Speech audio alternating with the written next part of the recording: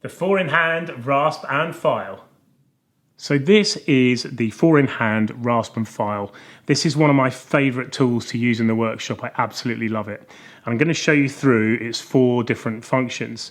So first of all, if I show you this way, hopefully you can see we've got a curved side here and we've got a flat side, right? Now the curved side is for getting into curved corners, and the flat side is for doing long straight edges like on this piece of wood here. Now on each side we've got 2 sections. We've got a rough kind of raspy section here, and then it's still a rasp but a slightly smoother rasp on this section here.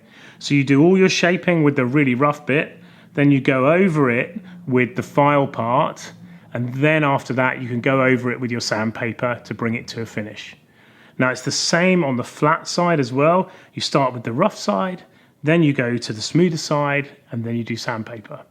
This is a brilliant tool, and what it does is removes wood quickly, and that's just what you need when you're doing things like rounding over edges or shaping handles, things like that. So I want to show you how to use this properly. Now remember, we've got a curved side and a flat side. I'm working on a flat edge here, so we need the flat side. I'm going to start off with the rough bit here, and this cuts as you push away from you. Right? So we start here and we're going to push away from us like this.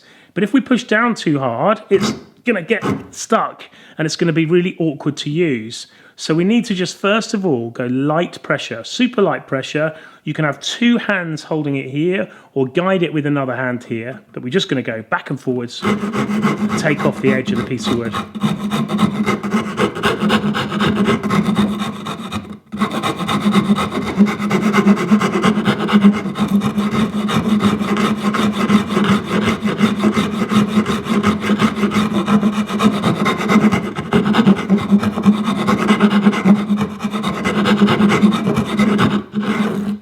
So you can see there, in no time at all, I've taken off this sharp edge of the piece of wood.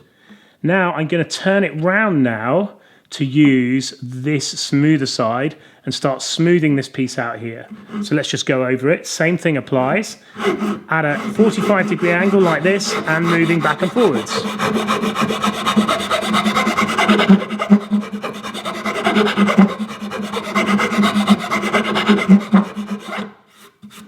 Okay. So now you can see that's coming back now to be a nice piece of wood.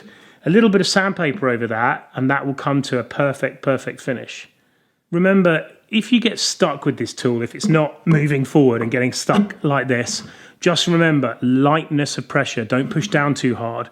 It's pushing down too hard when you're first starting that gets the tool stuck, and it can be really frustrating for people. So just remember, light pressure, that will get the thing moving, and then once you've got it moving, you'll get a real feel for it. And once you get a feel for it, you'll love this tool as much as I do, I promise.